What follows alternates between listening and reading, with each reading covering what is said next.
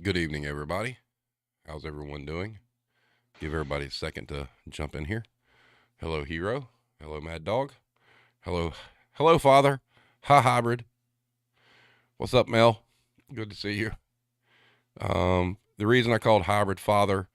Good evening, Blank Stairs. I guess there's this new Twitter thing that Mel had done. I'm like, well, I'll do it for shits and giggles. Hello, Erica. Where it picture Twitter family. And it's like the Twitter family tree. So Hybrid Hooligan and Adria French were my parents, and Blame Tag is my spouse, and Cranky and Kent are my children. And on Twitter, Cranky's like, that's a chaotic household. I'm like, don't sass me, daughter. So fun stuff. So say hello, Irish. Hello, everyone. Good evening. So can you hear Irish? I just want to make sure. I mean, you shouldn't be any problems, but Hybrid says, I'm supposed to be the cool, problematic uncle. Okay, cool. Mel says, according to my tree, you're both my father-in-law and my son-in-law. Oh, yeah. That's weird. Adria says, this family is a disaster. Yes. Yep, everybody can hear. All right. So, hope everybody's doing well. Just to let you know, we postponed Monday, this past Monday. So this coming Monday, unless something happens and something changes, barring any complications, it's going to be Ask Cranky Manager Anything. So I got to get with her. She was okay with this coming Monday, and that should be a lot of fun. So having said that, we're going to get the ball rolling here. Once again, can't do any of this without our sponsor, good old Blame Tag and the Serving Times, as if customer service wasn't ridiculous enough. Once again, the link is there on the screen. It's also in the description for the video. Please check his stuff out. He's doing like a greatest hits this week of all his different articles, because he claims he's being lazy in his writing discipline. Everybody needs a break from time to time. So, plus he's working on a really stellar song that we want to do. So that's cool. So go check his stuff out. Follow him. You follow him on Twitter, whole 9 yards. It helps the whole community out. So that's awesome. Also, too, if you do remotely like anything we do, or maybe you don't, it doesn't matter. Subscribe. Hit the thumbs up for tonight. Go ahead and hit the thumbs up on the stream. If you're on YouTube, hit the notifications. It's what all the cool kids do. And, it's peer pressure. You don't want to not be the cool kid, right? So one more time with feeling. Yes. Also, too, once again, this was brought up to our attention quite a few months ago. People wanting a business card or something they could print out and like hand people to get people involved in what we do. Here it is. It's a blank background. It's just black ink. The link to the file is in the description of the video as well. If that doesn't work for you, if you message me, I'll actually send you the actual graphic for it. And if you guys do use this, wherever you're at, send me pictures. Kind of, we'll map it out. We'll get a big USA map and kind of put dots on every state that we're in. So that'd be kind of cool. And having said that, let's go ahead and get us some headlines real quick, and we'll keep it moving. So from today, who's who of retail players making moves in healthcare. Now, I implore you to check this one out, because Dollar General is in this. The last fucking thing Dollar General needs to be doing is being involved in healthcare. I mean, that'd be like Dollar Tree opening up a minute clinic. I mean, come on. Don't do it. And as always, the links to these articles are in the description of the video for you to check out. Retail apocalypse. What is it? And should you follow the trend? That's a pretty good one. And then here we go. And this is something I want to explore in the future. There's a couple of headlines here that reference this. Taking AI and retail to the next level. Here it comes. Empty shelves and closed doors. More retail chains closing locations in Illinois. Find the latest list here. I know that's Illinois based, but it goes over a bunch of different other businesses, nationwide. And then the next headline, how IKEA retail assembled gender-balanced teams, Europe's up-and-comers, and the new rules of severance. And then I think the next one was from the New York Times. Retailers lay out a downbeat outlook as inflation squeezes low-income shoppers. Well, no shit. The prices keep going up. and there's no relief in sight. The next one is the role of retail pharmacies in the evolving landscape of clinical research. Now, I posted this on Twitter, and I've got no responses. It might have got buried at the time of day that I was in. But, CVS and Walgreens are killing their pharmacists as it is. Now that they want to do clinical research, I think the pharmacists are going to have something to say about that. Next headline, grocery retailers are among the first to embrace Chat GPT. That's frightening. The AI thing's coming for a lot, and that's something we're going to investigate in a future episode.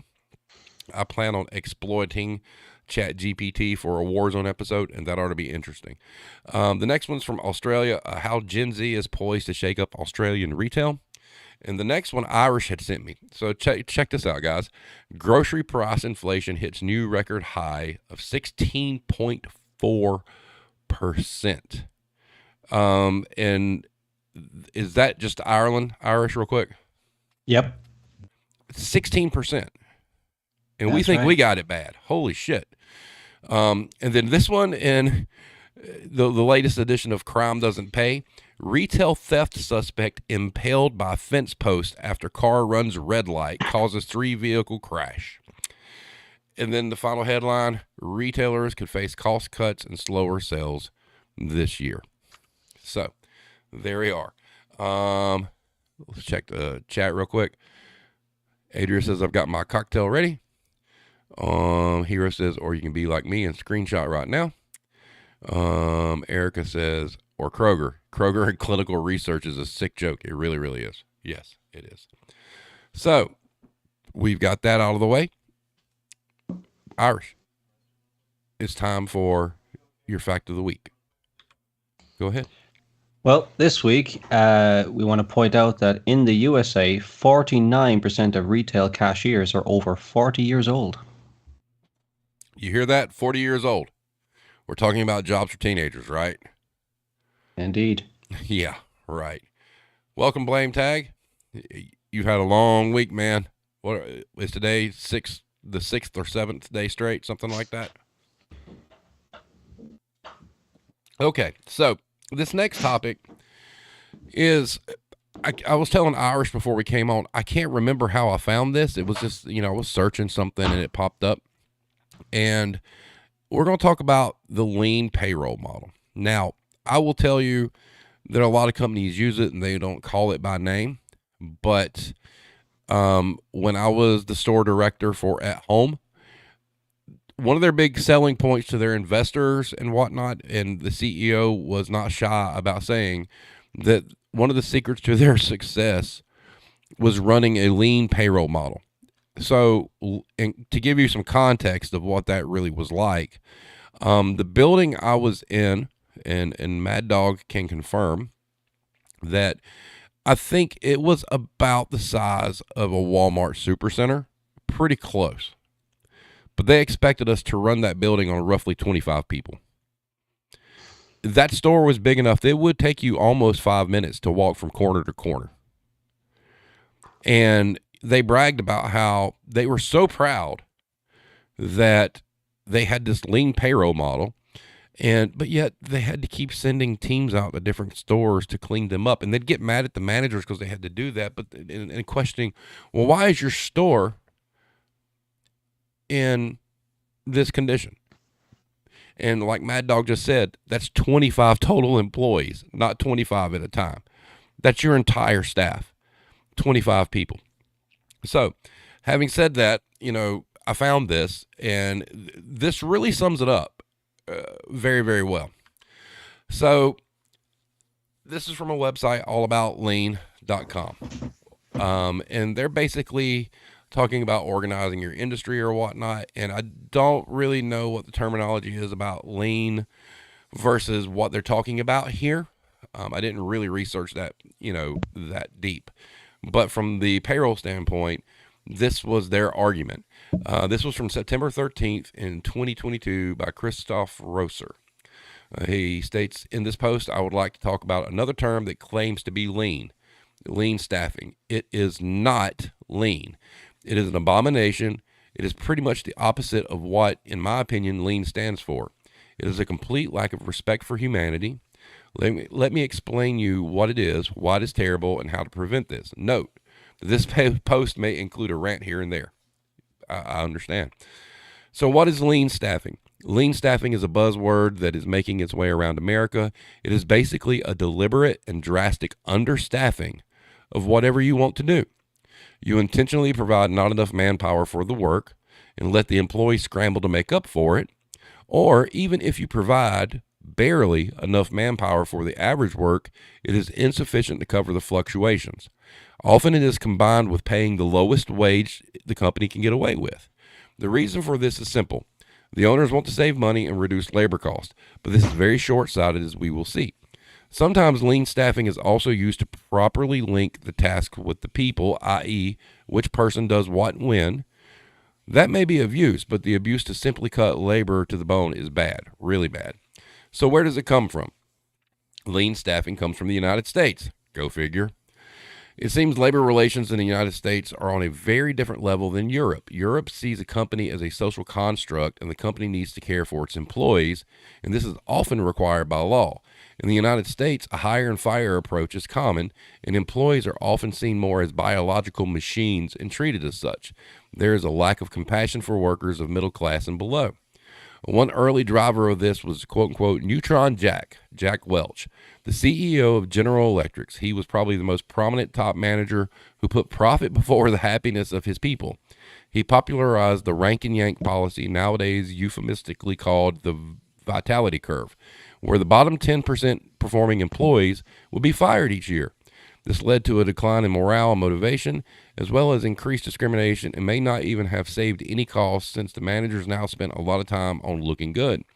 The evaluations also cost a pretty penny.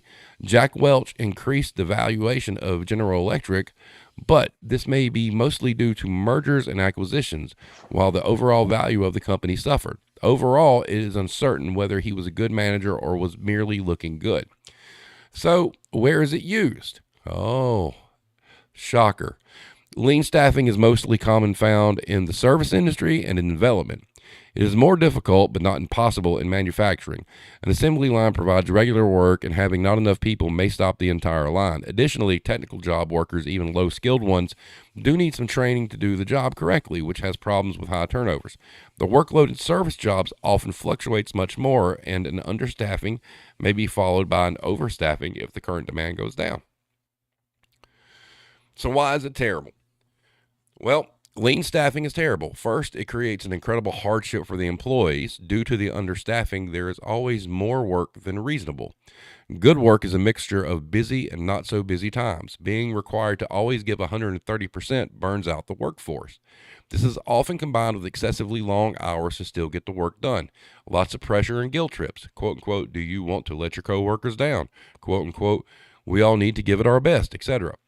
I read one credible Reddit post where a nurse claimed she was assigned to work 144 hours in a row or 6 days straight around the clock.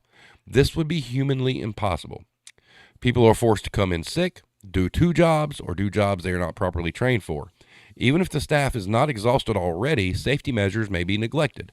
Overall, the employee may get burnout, and both mental and physical health may decline. Once they can no longer do it, they are discarded by the company, i.e. fired, and the next sucker is hired. So, what are the effects? The effects are terrible on the employee. Mental health may decline, physical health may diminish, and the paid wages are often at poverty level. There is no time for friends and leisure, and life is simply no longer fun.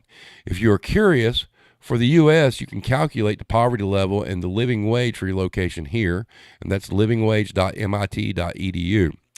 After looking up some data, I increased the wage of my copy editor by 20% to make it, quote unquote, hopefully a decent wage. I'd rather have a happy service provider than save a few bucks. The effects are also bad for the company. The company discards a burned out employee like a broken tool and gets the next one, and the employees are not stupid. They quickly notice if the company is abusive, and the morale of the employees drop. If the company does not treat them well, they quickly and rightfully no longer give a shit about the company either. The quality of work declines. Workers may be looking for a better job and quit at short notice, increasing the understaffing even more. There are multiple anecdotal examples where the entire staff just walked out and the business had to close temporarily or permanently.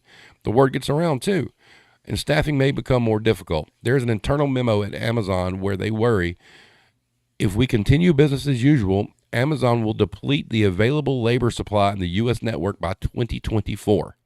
In other words, they may run out of people to hire by 2024 due to their eye-watering 150% annual turnover rate. Overall, this is not a sustainable business. Demotivated and burned out employees that do not care about the company.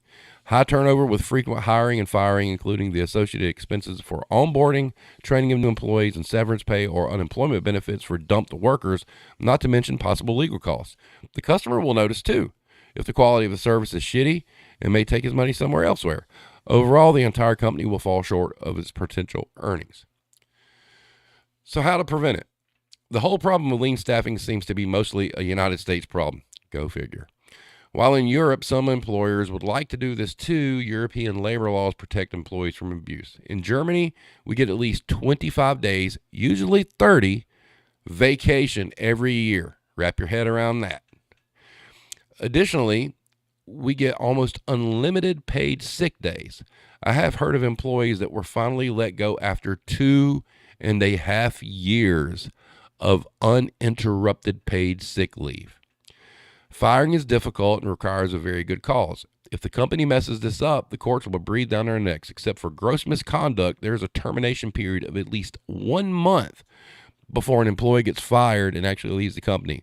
Depending on your stay with the company, this can increase up to 7 months. So, since companies in Europe are forced to stick with the employees they have, they must treat them not as expendable, but as a fixed asset. Not a controllable expense. No. A fixed asset. And take care of them and maintain good relations.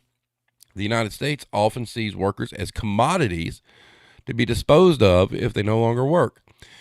Europe usually sees them as investments and they have to work on maintaining relations. Partially responsible for this are labor unions that represent the interests of the workers. Not all unions are good, but no unions would be quite bad. Unions in Germany are, in general, also seen as cooperative in working with the company to its overall success.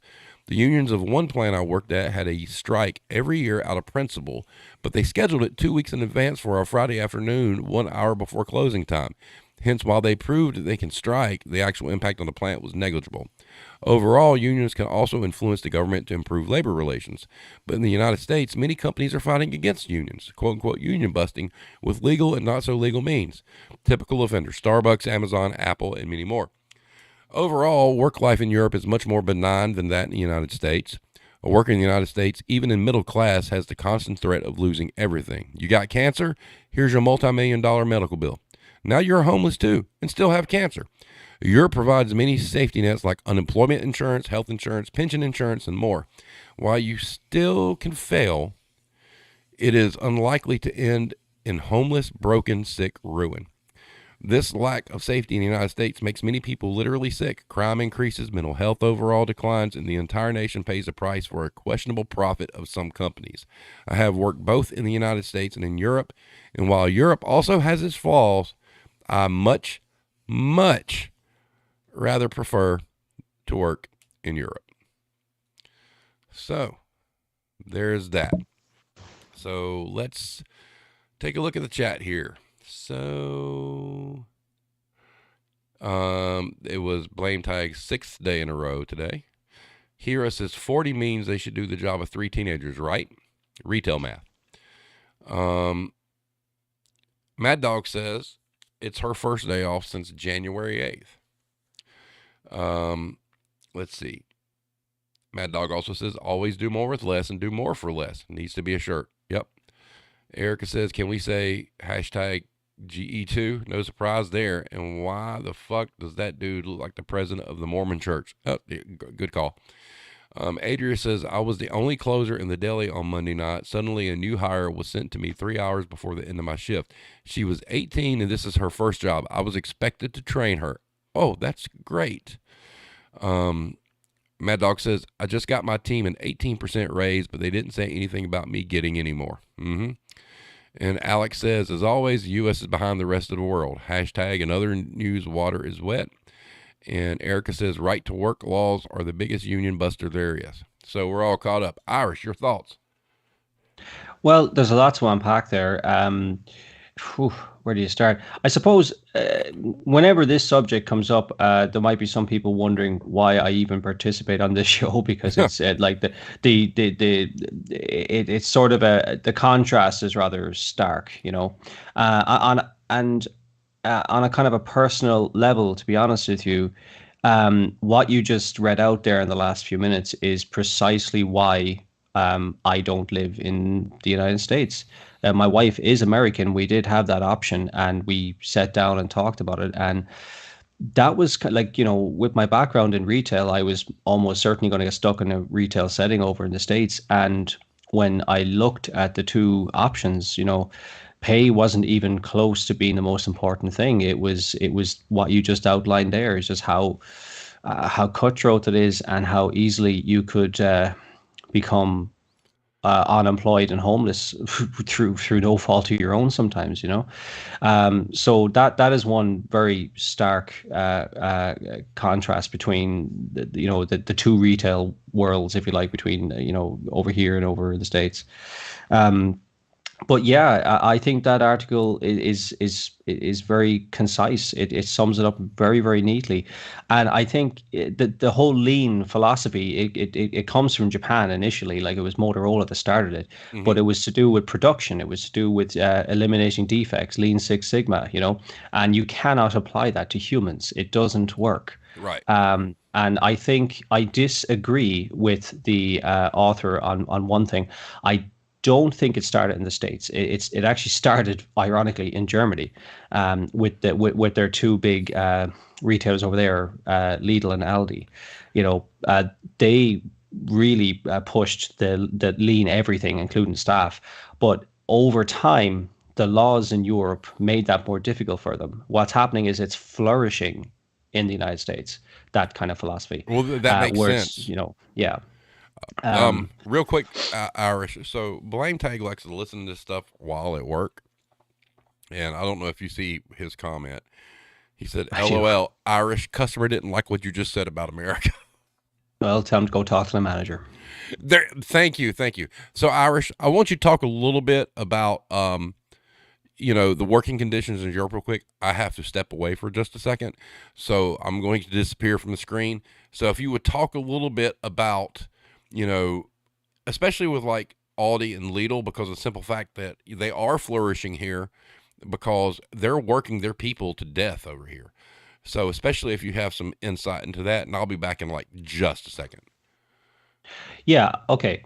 I do have a little insight into that. Uh, they like to keep their staffing levels under 6% of their turnover, which is considerably low.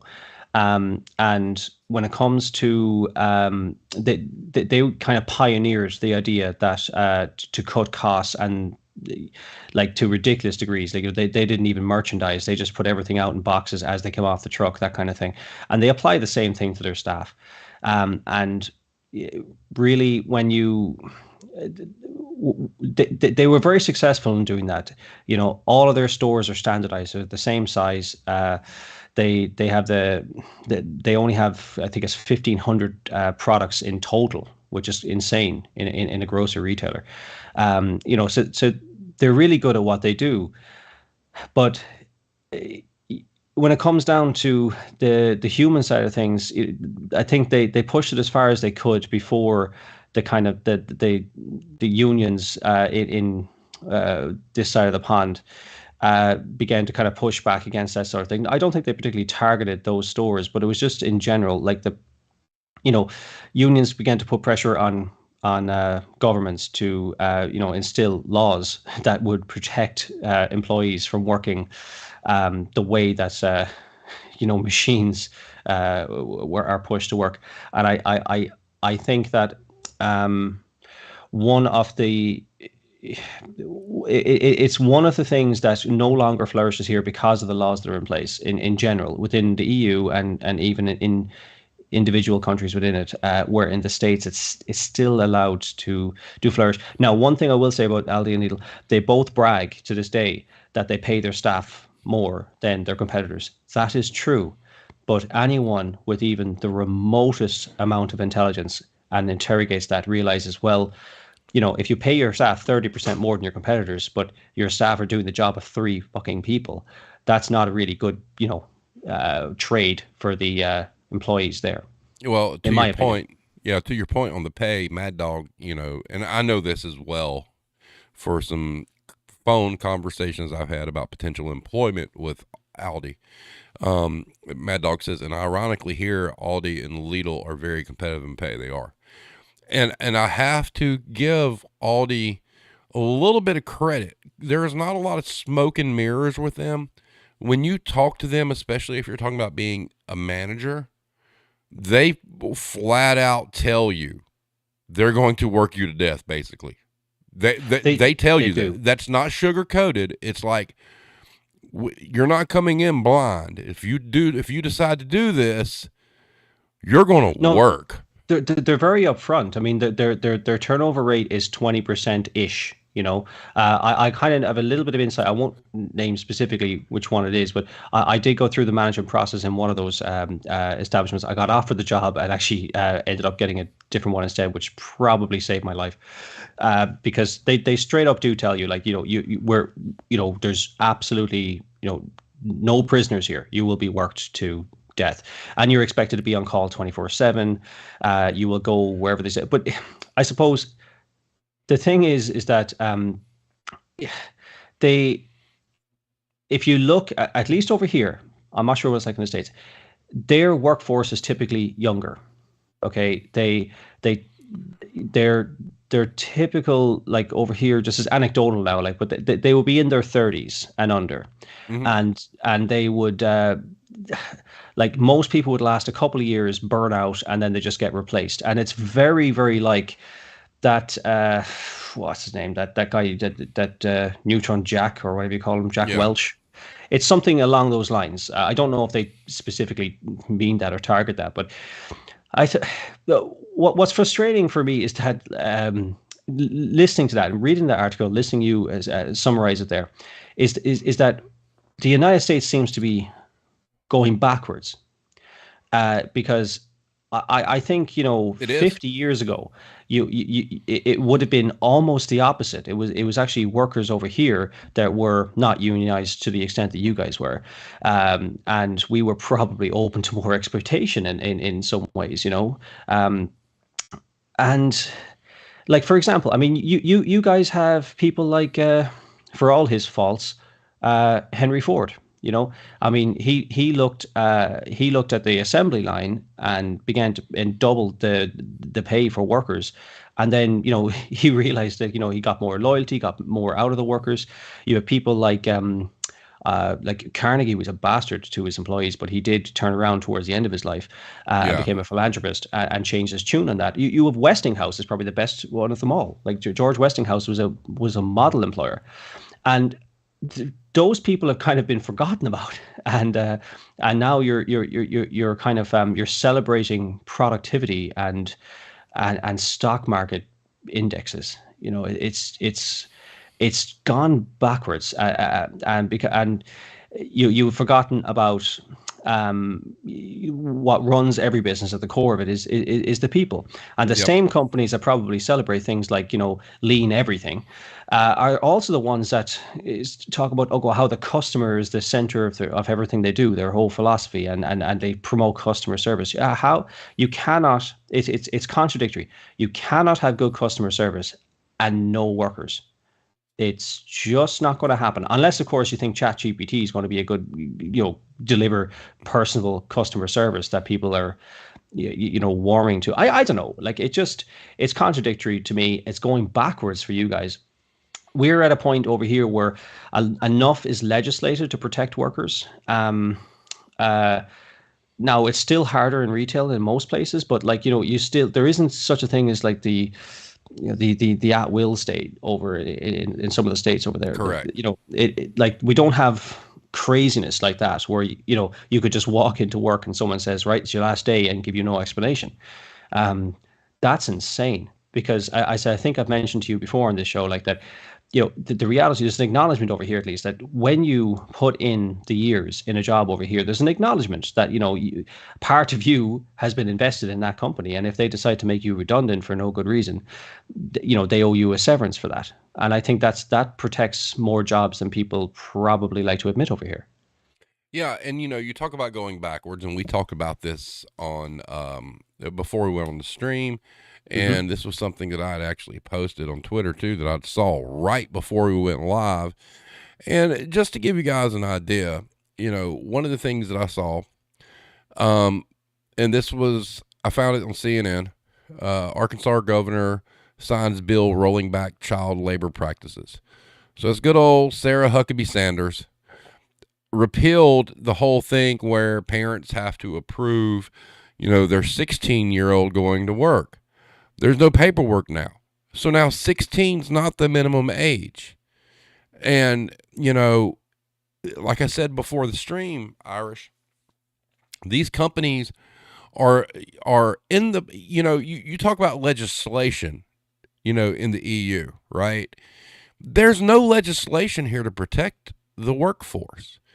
Our Congress, I don't care which side of the aisle you are on, are bought by corporations. They're not going to. That's why, like, whether you love them or hate them, that's why a Bernie Sanders is never going to get a foothold on anything, because he's kind of in the middle and he's pro workforce and whatnot. Oh, no, no, no. That doesn't pad anybody's pockets. So there's no legislation here to help us.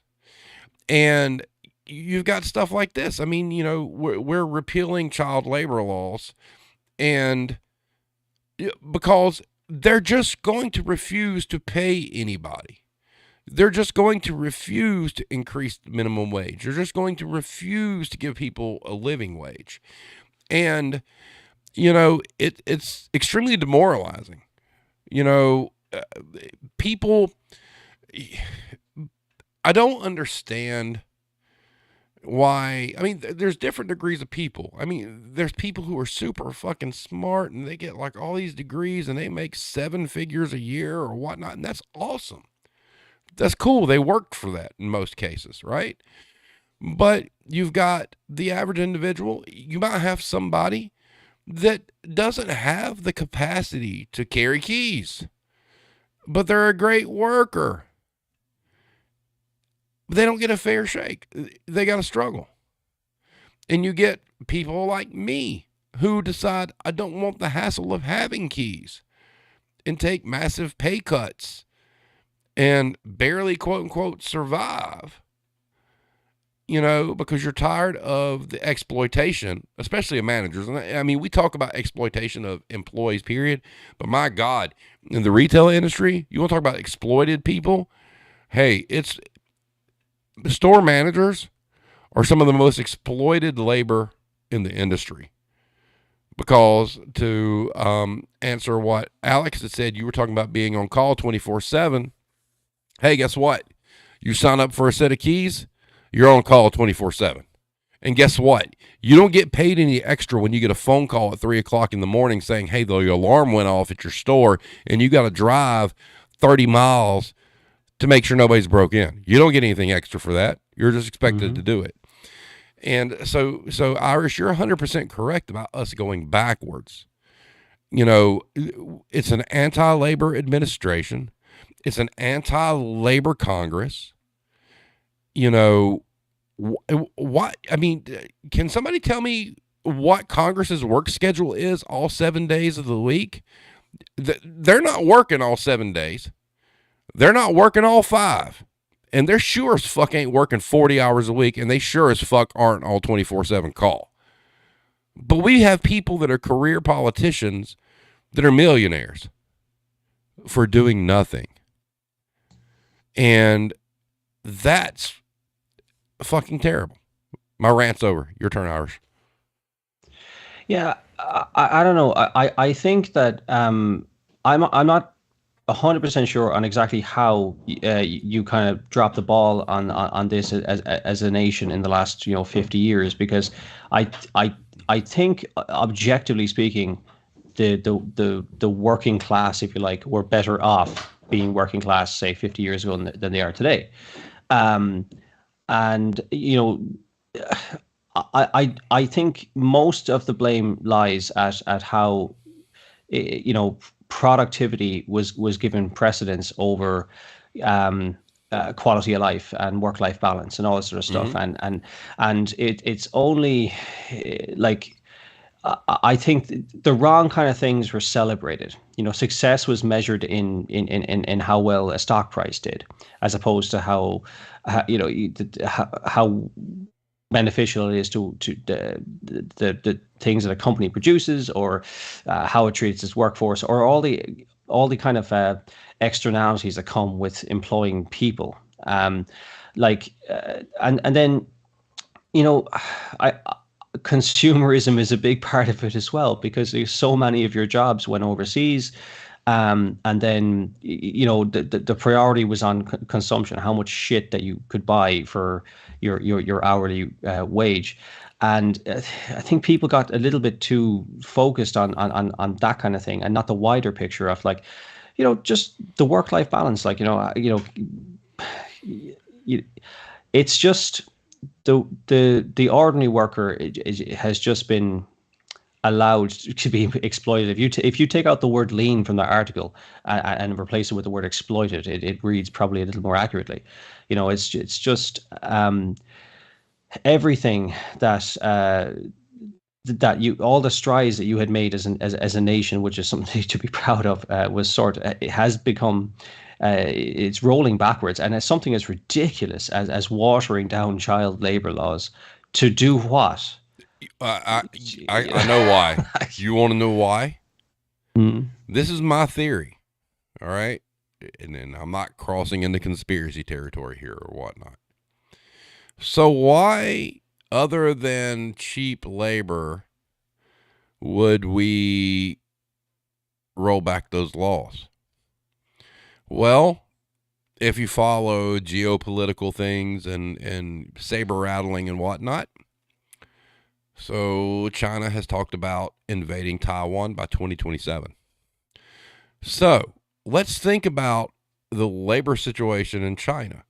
All these companies, U.S. companies, who rely on cheap Chinese labor. If you're preparing for a future where there's a conflict and you're not getting any of that product from China, what's the cheapest labor to get? Child labor. Yeah, So I don't even know if they have wrap a. your head around that, because they've got to prepare for that. Okay.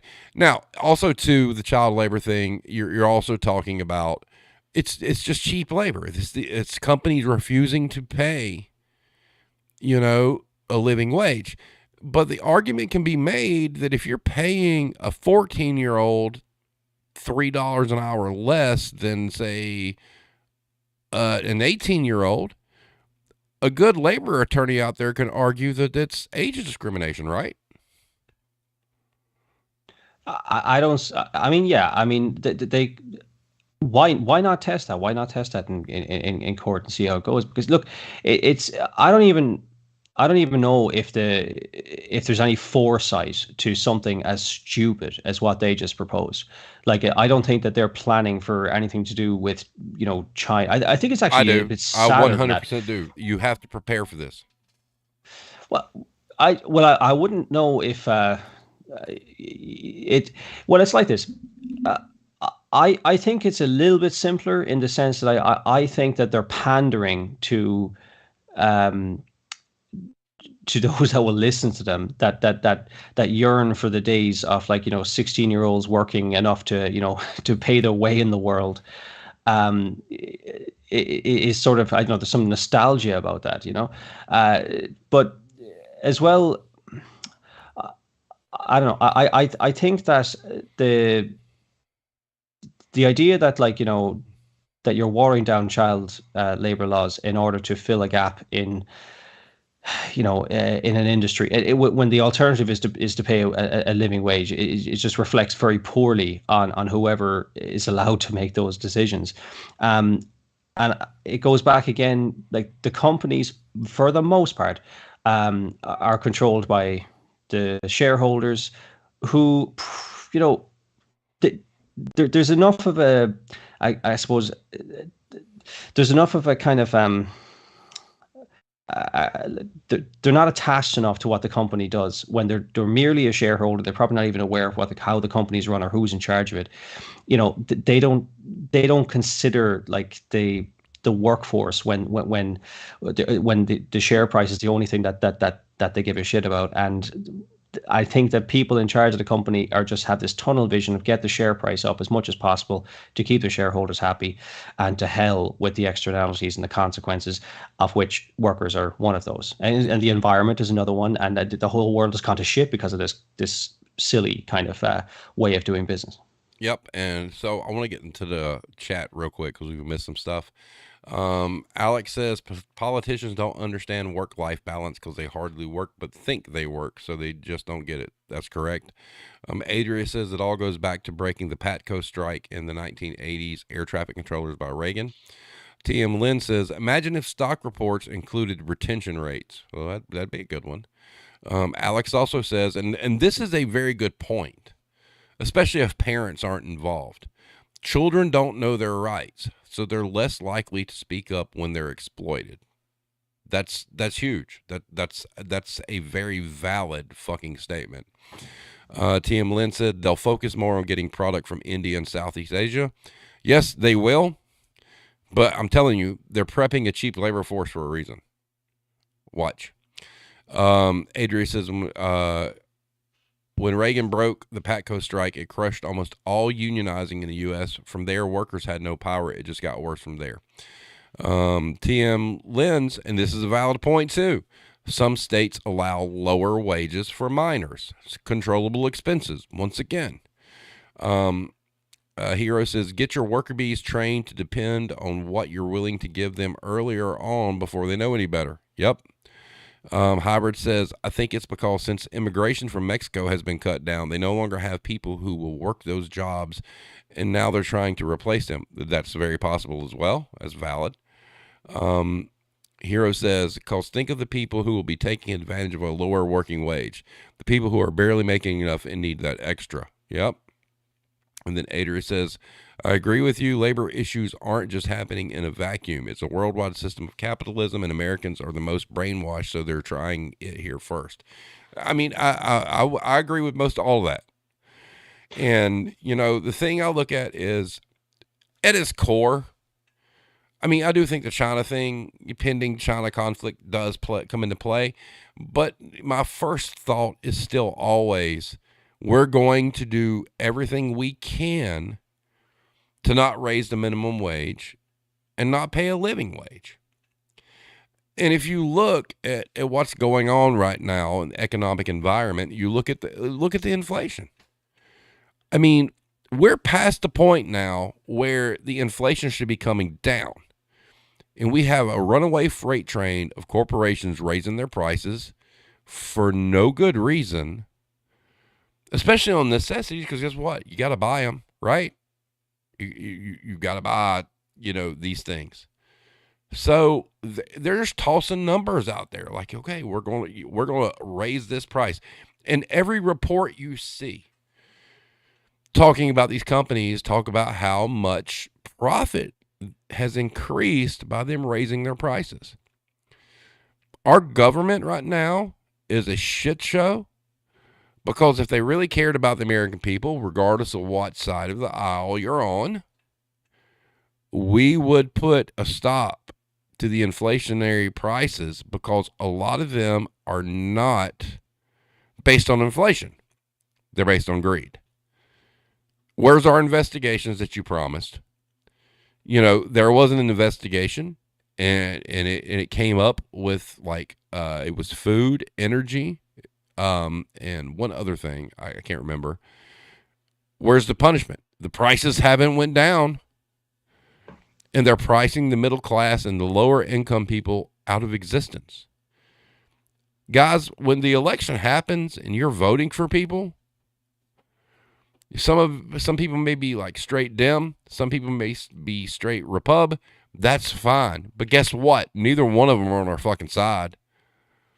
And until we shake that shit up and get that mess straightened out, this is what it's going to be. And Alex just posted in the chat, inflation manufactured. Yes. Yes. And Erica's like social despair. And that's what they want. Erica is social despair. So, you know, when you take, I work in the grocery business, okay? And, you know, like Erica, I know you do. I know Adria, you do. When you do the research at the companies that own all the things, man, there ain't a lot of them. And nobody's holding their feet to the fire to get the prices down. Nobody's holding their feet to the fire to say, prove to us why you've raised your prices. You know, in the case of Ireland, I mean, you know, Irish, that's your inflation rate. How much of that do you think is really legit versus how much of it is greed? It's hard to know. Like I know that there's like retail, it's opportunistic. So if they think they'll get away with it, they will, or they'll have a go at it. Like that's why we have laws, because we don't allow them to set the like our wages at whatever they want to pay people, or you know. So it is hard to tell. But what definitely will happen is that as like fuel prices are coming down here, they will, like all the other inflationary things will come down at a lower rate, because they'll all wait to see who blinks first. If nobody reduces their prices, then nobody will, and then eventually one of them will try and get a competitive edge by reducing prices, and then it'll be a bit of a race to the bottom. But it'll happen a lot slower than the prices went up, I'll tell you that. Well, I mean, like here in the States, all it would take would be a concerted effort by, you know, our governmental branches to investigate. And all it takes is taking one company and finding them into oblivion, and the prices will drop. You know, I used to joke, and a lot of people looked at me like I was crazy. It's like, okay, well, the price of lumber, right? A tree's still a fucking tree. It hasn't changed in a millennia. So why is that tree worth more? Okay, they're going to use wages as an excuse, okay? No, you're paying labor for somebody to harvest a tree. The tree is not worth any fucking more. It's a tree, right? So, at the same time, why is an egg worth more today than it was 20 years ago? An egg's still an egg, right? So, where's the logic in that? You know, and what happens is they're going to use the excuse you're paying for wages. Paying for wages is fine, but the cost of an egg is still the cost of an egg.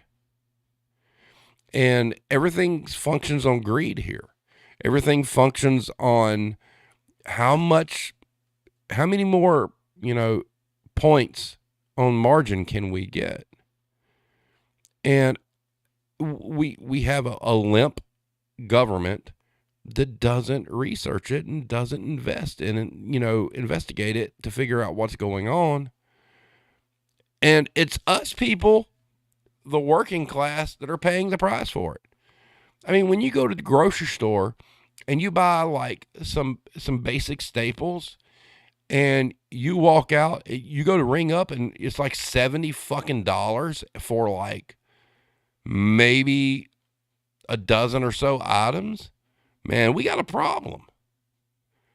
And you'll see people in Congress talk about, oh, it's an issue and blah, blah.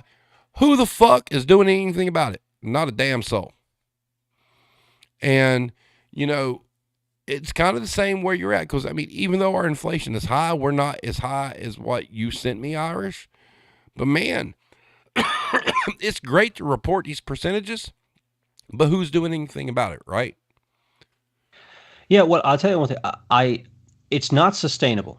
Not just the inflation thing, but just you know, people are not going to, especially the ones entering the workforce now, like, they are not going to want to look at a lifetime of just about getting by and surviving as the status quo. It for, so I don't know how many generations now in the Western world, at least, the idea was that it got better as time went on. Now, the last generation or two are the only ones that have seen that go the other way. And the proposals that I've heard, such as that the governor in Arkansas, to try and remedy some of this, is absolutely insane. Mm-hmm. They like, I do not know what the breaking point will be, but it's definitely not sustainable when wages are going up at, single digits, low single digits on a annual basis, and then you have inflation in double digits. It won't take too many years for that just to get impossible, where you can't buy any eggs, kind of thing. Um, and like, it's actually a very good metric to use. Actually, is to get a staple like eggs or milk or whatever everyone buys, and how many how many hours you have to work to buy one of those, and you can trace that back over time. Like in 1980, how many hours you have to work to buy some eggs? You might have had to. I have no idea. I'm making this up, but it could be 10 minutes, 15 minutes, and if now it's 45 minutes or an hour, geez, you got a problem. Like, that's not sustainable in the long run. Where you extend that to its natural conclusion, and there's a breaking point somewhere along that line. That's what happened in France, 1798 or whatever that was. Sorry, that was the Irish one. But that's when people lose their heads, quite literally. It's going to break at some point, and I don't know. Like, retail is at the very bottom, one of the very bottom, that and service. They're affected. Their workers are affected the most because of the pay, and the irregular hours, and the lean kind of the lean models of Mm-hmm. that you described tonight.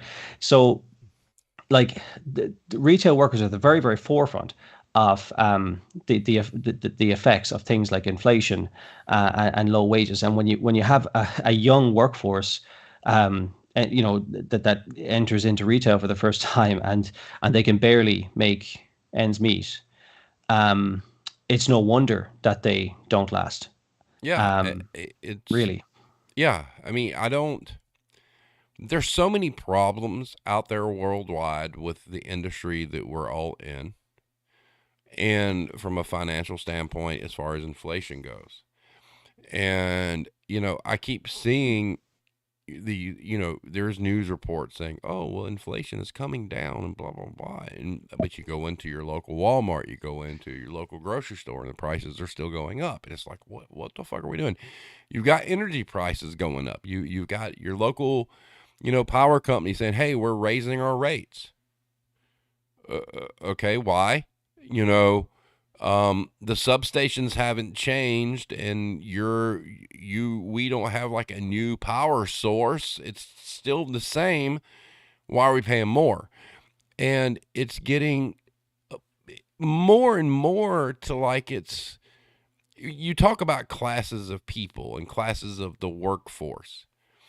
They keep doing these things. For the longest time, it was like low income. You had no collar, blue collar, white collar, right? And we're at a point now where it's like all that really matters is white collar, and everything else underneath that has to suffer. And like I'm sitting here, Mad Dog, she just posted, I live alone.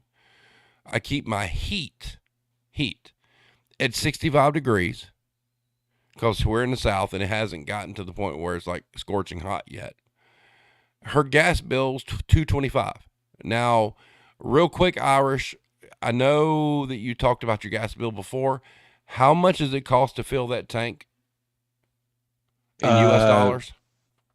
and if you did it today, despite the fact I don't have an oil tank right now, but if you did it today, it would cost about 700 US dollars. Now, that 700 US dollars, how long would that last you? If you were to use it as Mad Dog described there, you'd probably get about 6 weeks out of that. 6 weeks. All right. Yeah. So So 6 weeks for $225, whereas she's basically getting that um, for 2 months in a row. So for 8 weeks, she's paid 225 twice. Yeah. Yeah. Yeah. So Yeah. I would say the value proposition is more in your favor. Is that correct, Irish? Do, do, do, do, do, do, do. So Well, for yeah, two for 2 months, so basically for 2 months she's paid 450, and yours would last 700 would last you for 6 months, right? no weeks. Oh, 6 weeks. So Yeah. So, um, I mean, I close. don't know if we're comparing apples to apples here, but it's like the fuel prices here, the energy prices here are substantially higher than the United States. Now, there's a couple of reasons for that. You produce a lot of your own power. We don't. This is specific to Ireland now. Yeah, that's Um, true. so I suppose I mean, we should be producing a lot more of our own power. We've plenty of wind and wave over here, but we're a decade or two behind on catching up with that. Um, but so energy prices are substantially higher here at the moment, like pound for pound, like Right. um, but in most other respects, I think when we did that episode where we compared like for like, we were on par with most things, except you took the lead on ridiculous things like healthcare and Right. education. That's when it went bananas. But those things are staples as well. Like, you can't do without those. And like, taking on a lifetime's worth of debt to in theory get out of poverty is sort of contradictory. And, It's kind of oxymoronic, like yeah, I just I keep looking around and I keep hearing stories from people and reading stuff, and it really seems like at this point in time, the only thing that is trying to be saved is white collar and C-suite corporate jobs. We're at a point where middle class and lower class are about to 110% be the same. That's what's going on. So there's a lot of classism that goes along with this, and a lot of separation between people and status and whatnot. And I there was the other night I was just sitting around thinking and just like we're really fucked up as a society because we have people in this world, that think it's okay to kill someone, you know, no, take another life. We have people that think it's okay that people suffer financially because the job that they do. We have people in power who could care less if we live or die. And we talk about, like the US and the EU and whatnot. We have a much bigger problem than that, and it's a humanitarian problem. We live amongst people, and having different ideas is okay. But as a species, I don't think we were necessarily put here to be so divided over so many things.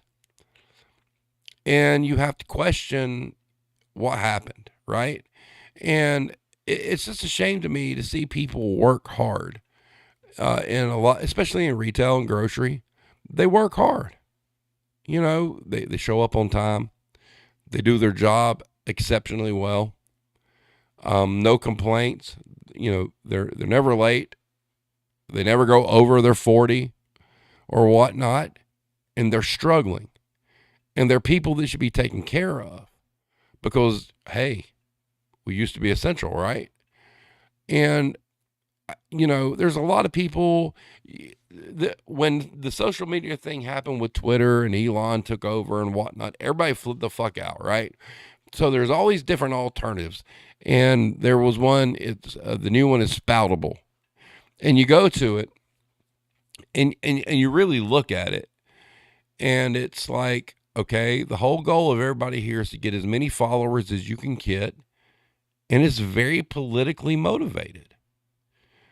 Um, I think the reason we can't fix these problems, Irish, is we can't keep the politics out of it. Yeah, I think that's probably true. It's almost amazing to watch it as from a third party perspective whenever big elections roll around in the US and people get, feverishly on one side or the other. And for the vast majority of people that vote either way, like they're two cheeks of the same arse.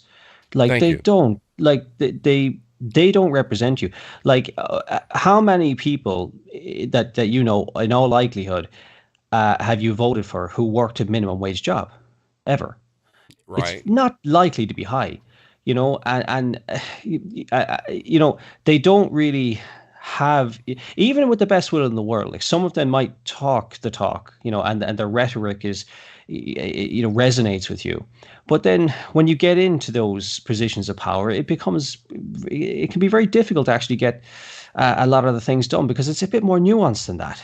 There's a lot of quite literally politics involved, and you have to kind of satisfy.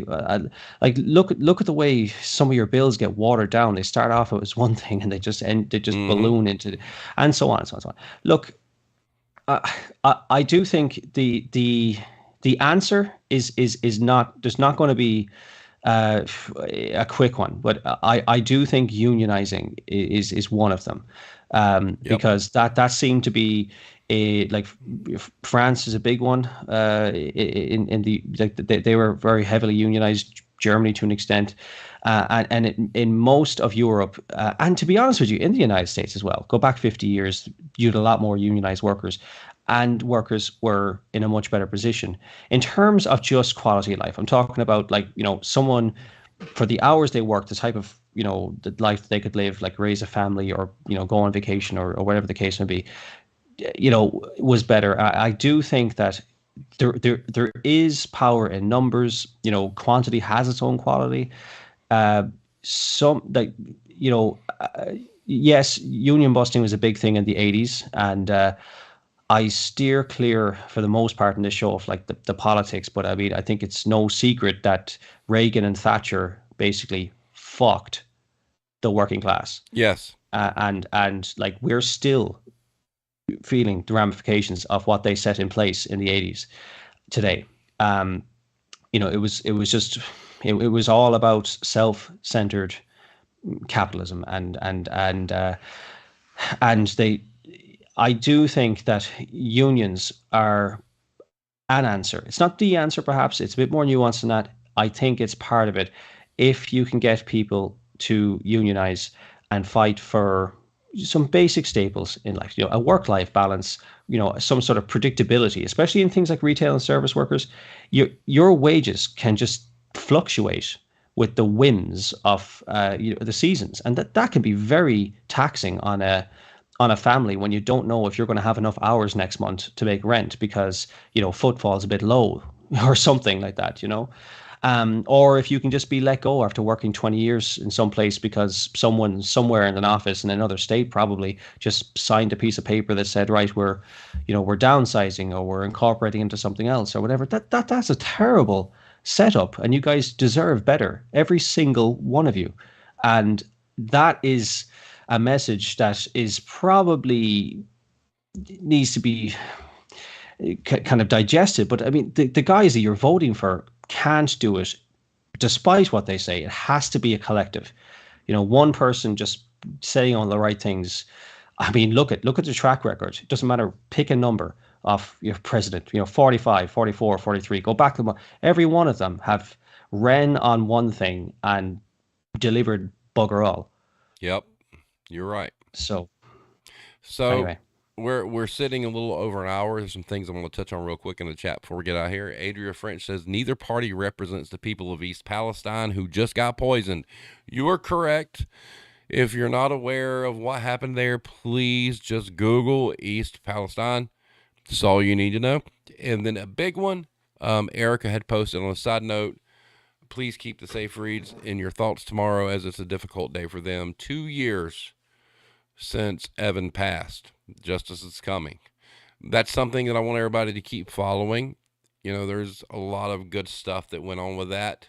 There were some posts about, how the judge ruled in the family's favor, and there was some confusion. People's like, what do you mean? And whatnot. No, Kroger tried to block Evan's family from pushing forward, and the courts said no.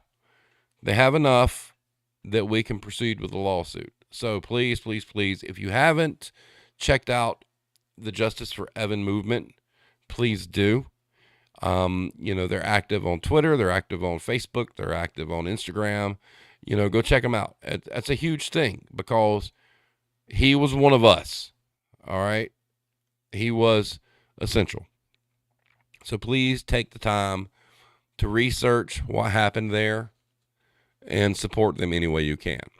So, having said that, I want everybody to have a great evening. There's a lot of great topics tonight, a lot of, things to chop up. My final thoughts would be, once again, the United States is dragging behind because workers evidently don't matter that much, do they? And we're all struggling. All right. Everybody is struggling. If you don't have a white collar, life's not easy. So I want all of you to take care of yourself, do what's best for you and your families. If you ever need a place to vent, you know where we're at. If you have something that's going on your job, let us know. We'll cover it. So, Irish, any last words? Just that I think you said it best, but honestly, the best thing you guys can do is to start, uniting rather than dividing as a country. All colors agree in the dark, and you're in the dark. Yep, you're correct. So having said that, everybody, have a great evening. Take care of yourself, stay safe, and we will see you next time.